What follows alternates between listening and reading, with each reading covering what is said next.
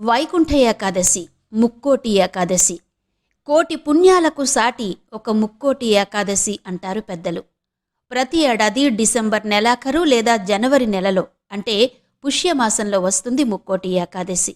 ఈ రోజున వేకువజాములే లేచి తలార స్నానం చేసి ఉత్తర ద్వారం గుండా వెంకటేశ్వర స్వామిని లేదా శ్రీరాముల వారిని, కృష్ణుణ్ణి, ఇలా విష్ణుమూర్తిని లేదా విష్ణు అవతారాలను దర్శించుకోవడం అనేది ఒక సంప్రదాయం.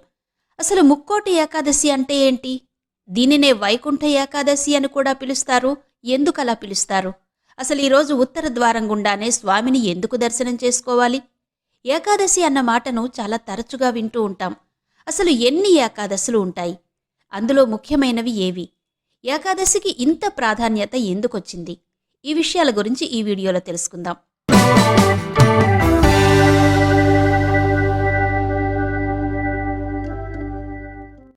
హిందువులకు అతి ముఖ్యమైన పవిత్రమైన తిథి ఏకాదశి. మేరు పర్వతమంత పాపాన్ని కూడా ప్రక్షాళన చేయగల ప్రభావం కలిగినది ఏకాదశి వ్రతం. ఏకాదశి నాడు చేసే పూజలు, జపతపాలు, స్నానం, దానం, ఇలా ఏ ఒక్క పుణ్యకార్యమైనా అఖండ ఫలితాన్నిస్తుంది. శ్రీ మహావిష్ణువుకు అత్యంత ప్రీతిపాత్రమైనది కాబట్టి ఏకాదశిని హరివాసరం అని కూడా అంటారు. ఏకాదశులన్నిటిలోకి వైకుంఠ ఏకాదశి అత్యంత మహిమాన్వితమైనదిగా చెప్తారు. వైకుంఠ ఏకాదశి లేక ముక్కోటి ఏకాదశి వెనుక ఉన్న పురాణ కథనం గురించి తెలుసుకునే ముందు అసలు ఏకాదశి ఎలా ఏర్పడింది అన్న విషయం గురించి తెలుసుకుందాం. ఏకాదశి తిథి ఎలా ఏర్పడింది? ఈ కథనం విషయానికొస్తే, పూర్వం కుంభుడు అనే రాక్షసుడు, వాని కుమారుడు మృదుమన్యుడు అచంచలమైన శివభక్తితో అనేక వరాలు సంపాదించుకున్నారు. అలాగే స్త్రీ పురుషుల నుండి గాని ఏ ఇతర ప్రాణి నుండి గాని తనకు మరణం లేకుండా వరాన్ని కోరుకున్నారు. అయితే మరణం అనేది అనివార్యం కాబట్టి ఆ వరం కుదరదు అని ఒక అయోనిజ అయిన స్త్రీ చేత తప్ప ఇంకెవరి వల్ల మరణం లేకుండా వరాన్నిచ్చాడు శివుడు. అయోనిజ ఉద్భవించడం ఎలాగూ సాధ్యం కాదు కాబట్టి ఇక తమకు మరణం లేదన్న గర్వంతో విర్రవీగుతూ సకల జనులను బాధపెట్టసాగారు ఆ రాక్షసులు. చివరికి త్రిమూర్తులను కూడా జయించే పరిస్థితి ఏర్పడింది. ఈ పరిస్థితిలో త్రిమూర్తులు తమ భార్యలతో పాటు వెళ్లి ఉసిరిక వృక్షం తొర్రలో ఉండవలసి వచ్చిందట. అందరూ ఆ తొర్రలోనే ఇరుక్కున్నందువలన ఆ రాపిడికి ఒక కన్య ఉద్భవించింది. ఇంతలోనే రాక్షసుడు త్రిమూర్తులను వెతుక్కుంటూ అక్కడికొచ్చాడు. సరిగ్గా అదే సమయంలో తొర్రలో నుండి వచ్చిన కన్య రాక్షసుణ్ణి సంహరించింది. ఇలా దుష్ట సంహారం చేసి శ్రీ మహావిష్ణువుకు ప్రీతి కలిగించింది కాబట్టి మహావిష్ణువుకు ఇష్టురాలయింది. ఆ బాలికే ఏకాదశి అని ప్రతి పక్షంలోనూ, అంటే నెలలో ప్రతి 15 రోజుల్లోనూ 11వ రోజు ఆమెను స్మరించుకుని శ్రీమన్నారాయణుణ్ణి పూజిస్తే సకల పాపహరణమని పురాణ కథనాలు చెబుతున్నాయి. ఏకాదశి ఉద్భవం గురించి మరో కథనం కూడా ఉంది.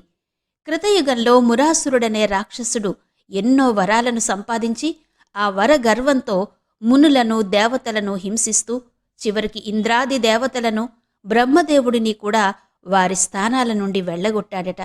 వారందరి బాధ తీర్చడానికి విష్ణువు మురాసురునితో యుద్ధానికి తలపడ్డాడు. 1000 ఏళ్లు యుద్ధం చేసినా రాక్షసుడు ఎక్కడా తగ్గలేదు. మహావిష్ణువు అలసటతో సింహవధ అనే గుహలో సేద తీరుతూ ఉన్నాడు. విష్ణువును వెతుక్కుంటూ వచ్చాడు రాక్షసుడు. ఆ సమయంలో విష్ణువు తన శరీరం నుండి ఒక బాలికను ఉద్భవింపచేసి మురాసురునిపైకి వదిలాడు. ఆ బాలిక రాక్షసునితో యుద్ధం చేసి సంహరించింది. ఆమె ఏకాదశి. తనకు ఈ విధంగా రాక్షస సంహారంతో సంతోషం కలిగించినందుకు ఫలితంగా వరం కోరుకోమన్నాడు విష్ణుమూర్తి. దానికా బాలిక ఏకాదశి, శ్రీమన్నారాయణ, సర్వతిథులలోనూ నేను ప్రముఖంగా పూజించబడాలి. ఎల్లవేళలా నేను నీకు ప్రియమైన దానిదిగా ఉండాలి. నా తిథిలో ఉపవాసం ఉండి వ్రతమాచరించిన వారు మోక్షాన్ని పొందాలి అని అడిగింది. ఆ వరాన్నిచ్చాడు విష్ణువు. ఇలా ఏకాదశి తిథి ప్రాధాన్యాన్ని సంతరించుకున్నట్టు పురాణ కథనాలు చెప్తున్నాయి. ఇక ఏకాదశి ఎప్పుడు వస్తుంది? ఎన్నిసార్లు వస్తుంది? ప్రతి నెలకు 2 పక్షాలు, అంటే శుక్లపక్షము, కృష్ణపక్షము. పక్షానికొక ఏకాదశి చొప్పున, అంటే నెలలో మొదటి 15 రోజులు శుక్లపక్షము, రెండవ 15 రోజులు కృష్ణపక్షము, ప్రతి నెలలో పూర్ణిమకు ముందు వచ్చే ఏకాదశిని శుద్ధ ఏకాదశి అని, అమావాస్యకు ముందు వచ్చే ఏకాదశిని బహుళ ఏకాదశి అని పిలుస్తారు. ఇలా సంవత్సరం మొత్తంలో శుద్ధ ఏకాదశులు 12, బహుళ ఏకాదశులు 12 వస్తాయి. వీటిలో ప్రతి ఏకాదశికి ప్రాముఖ్యత ఉన్నప్పటికీ ముఖ్యంగా 4 ఏకాదశులను విశిష్టమైనవిగా భావిస్తాం. అవే ఆషాఢ శుద్ధ ఏకాదశి, దీనినే తొలి ఏకాదశి, శయన ఏకాదశి అని కూడా అంటారు. రెండవది కార్తీక శుద్ధ ఏకాదశి, మూడవది పుష్య ఏకాదశి, ఇదే వైకుంఠ ఏకాదశి లేక ముక్కోటి ఏకాదశి. ఇక నాలుగవది మాఘశుద్ధ ఏకాదశి, దీనినే భీష్మ ఏకాదశి అని పిలుస్తారు. ఈ 4 ఏకాదశులు అత్యంత విశిష్టమైనవిగా చెప్తారు.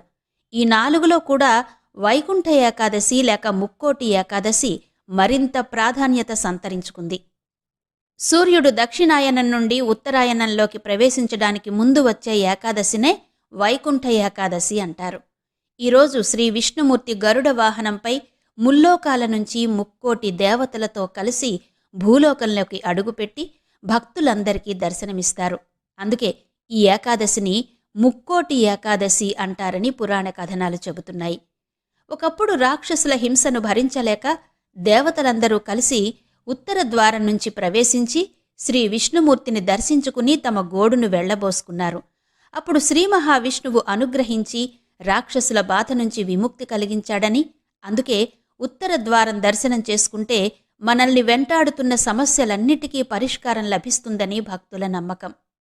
పుష్యమాసంలో పౌర్ణమికి ముందు వచ్చే ఏకాదశినే ఉత్తర ద్వార దర్శన ఏకాదశి లేక ముక్కోటి ఏకాదశి లేక వైకుంఠ ఏకాదశి అని పిలుస్తారు. ఈ పవిత్రమైన రోజున తిరుమల, శ్రీరంగం లాంటి ఆలయాలతో పాటు అన్ని వైష్ణవ దేవాలయాల్లో ఉత్తరం వైపు ఉన్న ద్వారం నుంచి భక్తులకు స్వామి దర్శనాన్ని కల్పిస్తారు. ఉత్తర ద్వార దర్శనం వలన మోక్షం లభిస్తుందని పురాణ కథనం. మహావిష్ణువు ఈరోజే 2 రాక్షసుల కోసం వైకుంఠ ద్వారాలను తెరిచాడని, అప్పుడా రాక్షసులు తమ కథ విని వైకుంఠ ద్వారం గుండా వస్తున్న విష్ణు స్వరూపాన్ని చూసిన వారికి వైకుంఠ ప్రవేశం కల్పించాలని కోరారట. అందుచేతనే ఆ రోజును వైకుంఠ ద్వారాన్ని తలపించే విధంగా వైష్ణవ ఆలయాల్లో ఉత్తర ద్వారాలను ఏర్పాటు చేస్తారు. మామూలు రోజుల్లో దేవాలయాల ఉత్తర ద్వారాలు మూసి ఉంచుతారు. కానీ వైకుంఠ ఏకాదశి రోజు మాత్రం భక్తులు ఆ ఉత్తర ద్వారం గుండానే వెళ్లి దర్శనం చేసుకుంటారు. వైకుంఠం తలుపులు తెరుచుకునే ఈ పర్వదినాన శ్రీహరి ముక్కోటి దేవతలతో భూలోకానికి వచ్చి భక్తులకు దర్శనమిస్తాడు. ఈ రోజున వైష్ణవాలయాల్లో ప్రత్యేక పూజలు, హోమాలు, ప్రవచనాలు, ప్రసంగాలు జరుగుతాయి. ఇక ఏకాదశి ఉపవాసానికి అత్యంత విశిష్ట స్థానం ఉంది.